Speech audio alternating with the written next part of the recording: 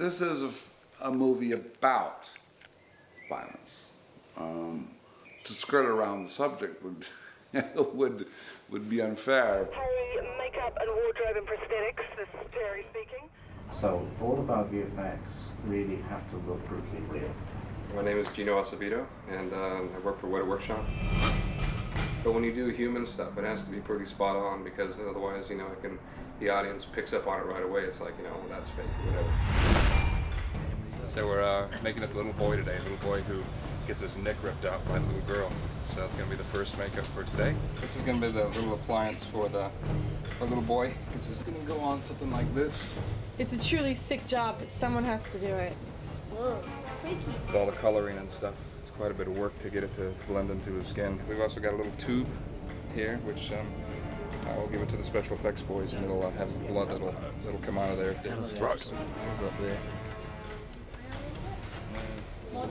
I can feel it. Does it feel? Is it right?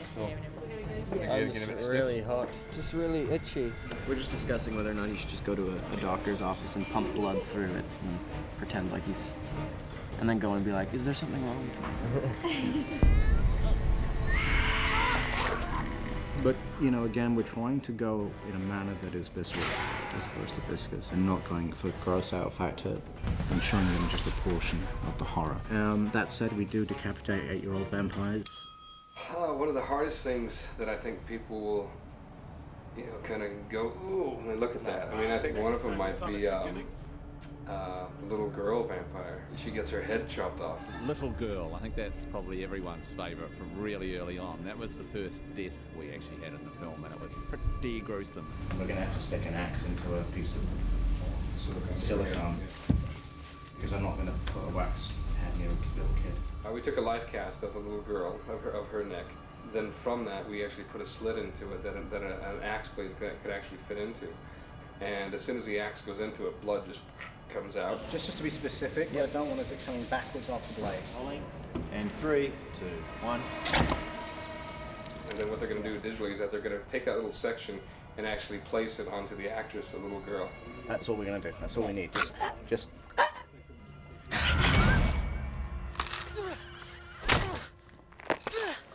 Now, people often ask, what happens during the special effects phase of a film? For instance, you might need a head on a pole. Now, obviously, you could cut off someone's head and put it on a pole. That's a one-time gag. We use special effects. In the decapitated heads, it was great because I love doing human stuff. A lot of the heads that were going to be on poles and just kind of laying around on the ground, didn't have to be anybody specific, so they didn't have to match to anybody. So we had some fun and just used some people in the workshop. Yeah, it was my life cast, and then it had some sculpting done to it. Is that me?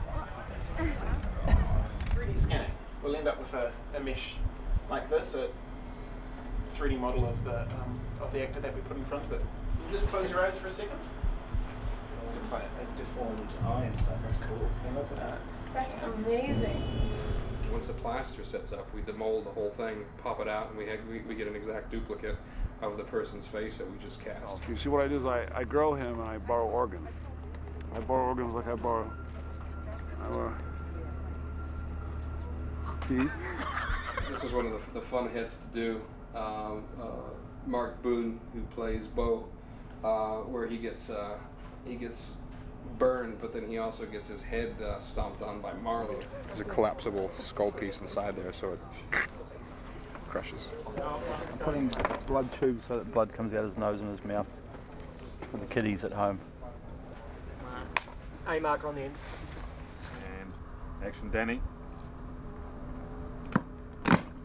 And then he just goes like that, and all the skull cracks and the blood comes on the nose, essentially. There is a lot of blood and nastiness in it. It's gonna be very nasty. Oh, there will be blood.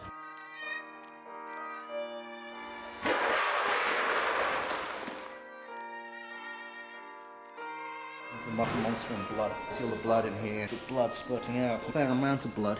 Buckets of blood. Buckets of blood. We generally have a light, a medium, and a dark human blood.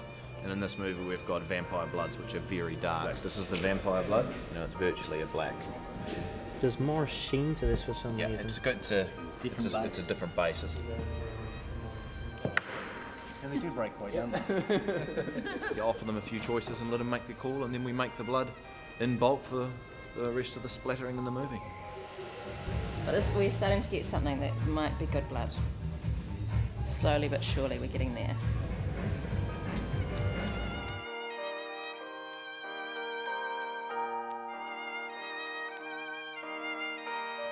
There's quite a lot of blood on set. Well, there was a bit of a tiff between me and one of the producers. This is my blood. See, the producers battered me around a bit. You can see a few marks here. Well, that was the focus puller. He couldn't hold focus. He's all right now. He's using his left arm. Shan't be getting soft again. You know, if you want to make a gentle film, then you know, then make Lassie or something.